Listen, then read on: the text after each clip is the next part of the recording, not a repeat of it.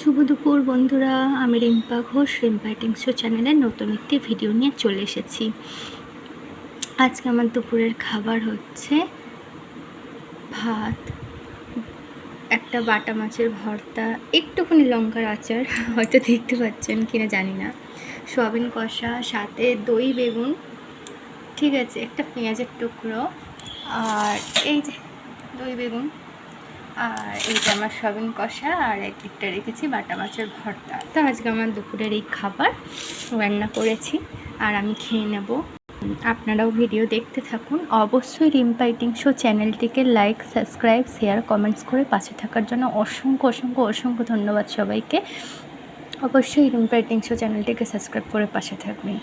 তো ভিডিও দেখতে থাকুন, ততক্ষণে অন্য কোনো ভিডিও নিয়ে আবার আপনাদের সামনে হাজির হয়ে যাব। ততক্ষণ সবাই ভালো থাকুন, সুস্থ থাকুন, আনন্দে থাকুন।